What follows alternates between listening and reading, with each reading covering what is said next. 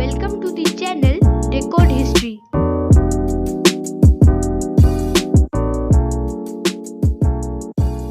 Subscribe कीजिए decode history channel को history related topics के बारे में जानने के लिए और बेल आइकन को दबाना ना भूलें लेटेस्ट अपलोडेड वीडियोस के नोटिफिकेशन सबसे पहले पाने के लिए। Today's topic is the Indian Councils Act of 1909 और Morley-Minto Reforms 1909। पहले मैं टॉपिक एक्सप्लेन करूंगी and then I ask you a question. But topic में जाने से पहले I would like to request my viewers जिन्होंने मेरा पहला वीडियोस नहीं देखा है to please see those videos too. For videos related to Pitt's India act और charter act please don't forget to check the description box as link is provided.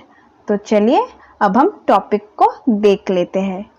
Indian councils act 1909 British parliament का एक act था जो कुछ reforms introduce किया था legislative councils में and Indians के इन्वॉल्वमेंट ब्रिटिश इंडिया के गवर्नेंस में इंक्रीज कर दिया था।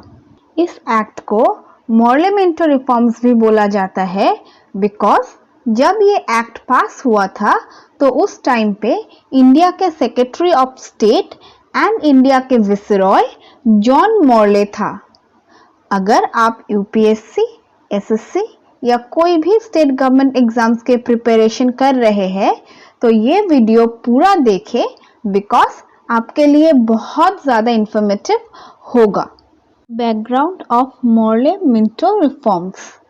फर्स्ट, क्वीन विक्टोरिया के प्रोक्लेमेशन के बावजूद भी ब्रिटिश अथॉरिटीज इंडियंस को इक्वली ट्रीट नहीं करते थे। ब्रिटिशर्स इंडिया को अपने बराबरी में सोच ही नहीं पाता था एंड काफ़ी कम इंडियंस को चांस मिलता था कि वो भी हायर पोस्ट में काम करे।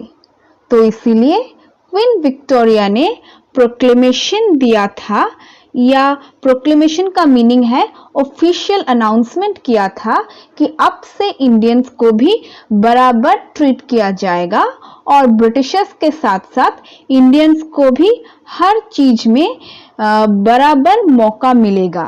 बट ब्रिटिशर्स इस प्रोक्लेमेशन या ऑफिशियल अनाउंसमेंट को बिल्कुल भी सीरियसली नहीं लिया था।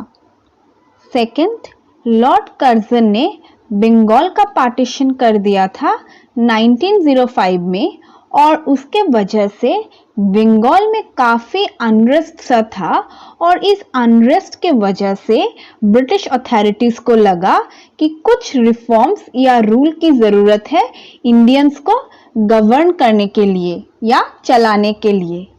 थर्ड, इंडियन नेशनल कांग्रेस भी बहुत सारे रूल्स को लेके प्रोटेस्ट कर रहा था एंड इंडियंस के लिए सेल्फ गवर्नेंस का डिमांड किया था। जो अर्ली कांग्रेस लीडर्स थे वो सब मॉडरेट्स थे बट बाद में एक्सट्रीमिस्ट लीडर्स ज़्यादा हो गया था एंड मॉडरेट लीडर्स कम हो गया था एंड एक्सट्रीमिस्ट लीडर्स बहुत ज़्यादा फोर्सफुल मेथड्स या एग्रेसिव मेथड्स में बिलीव रखते थे अपने डिमांड्स को फुलफिल करने के लिए। फोर्थ, इस टाइम पे इंडियन नेशनल कांग्रेस ने पहली बार होम रूल डिमांड किया 1906 में। होम रूल मूवमेंट का लीडर बाल Gangadhar Tilak and Annie Besant था और इस मूवमेंट का एम था कि इंडिया को डोमिनियन स्टेटस चाहिए था ब्रिटिश रूल के अंदर।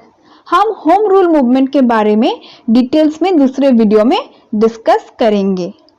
फिफ्थ, गोपाल कृष्ण गोखले ने पर्सनली जॉन मॉर्ले से इंग्लैंड में मीट किया ताकि कुछ चेंजेस लाया जा सके ब्रिटिश गवर्नेंस में या ब्रिटिश की गवर्निंग सिस्टम में। सिक्स्थ, शिमला डेप्यूटेशन में कुछ मुस्लिम जिनको लीड कर रहा था आगा खान लॉर्ड मिंटो से मीट किया 1906 में एंड डिमांड किया मुस्लिम्स के लिए सेपरेट इलेक्टोरेट्स के लिए। Seventh, John Morley liberal government का एक मेंबर था एंड वो चाहता था कि इंडिया के गवर्नेंस में पॉजिटिव चेंजेस आए। अभी तक अगर आपको टॉपिक समझ आया है तो लाइक और शेयर ज़रूर कीजिए।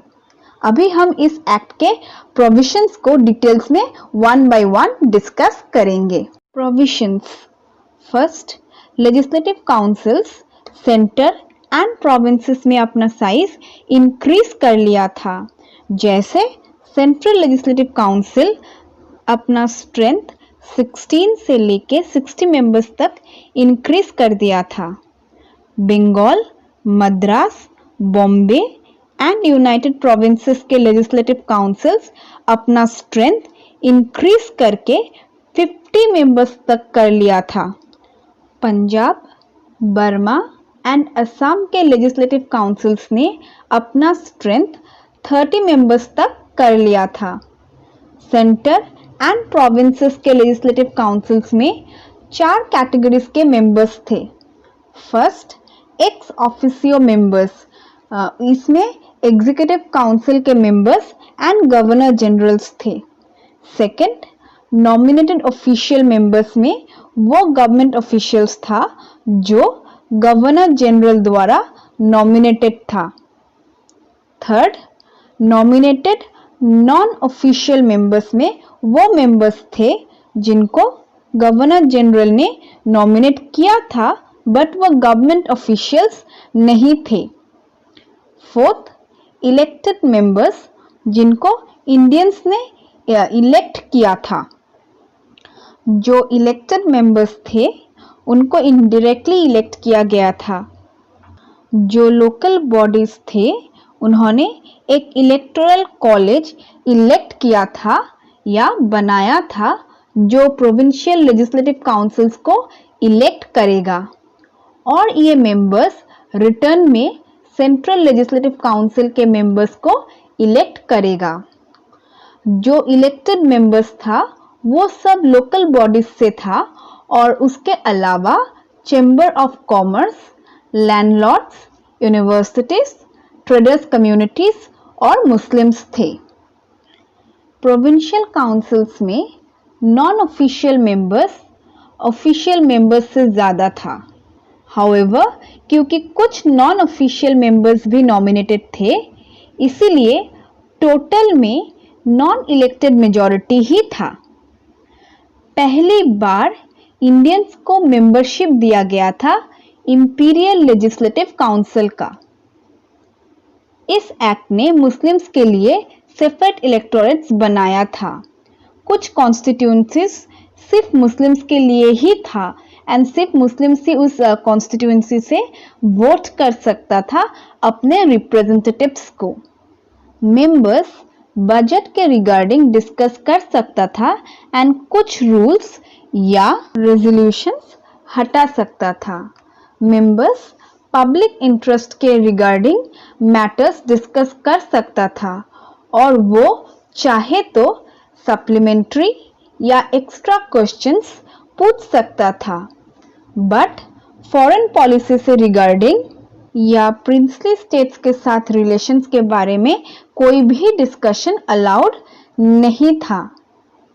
लॉर्ड मिंटो ने सत्येंद्र पी सिन्हा को विसरॉयस एग्जीक्यूटिव काउंसिल का फर्स्ट इंडियन मेंबर अपॉइंट किया था और इनके अलावा 2 इंडियंस को नॉमिनेट किया गया था council of the secretary of state Indian affairs को लुक आफ्टर करने के लिए। So this completes the topic. Today's question is, what is the other name of the Act of 1909? You need to answer this question in the comment section. If you have any doubt or any topic in your mind, please feel free to comment me and I'll make sure to upload that topic for you. So that's it for today. Hope to see you all in my next video. Till then, bye, take care and please don't forget to like, subscribe and share.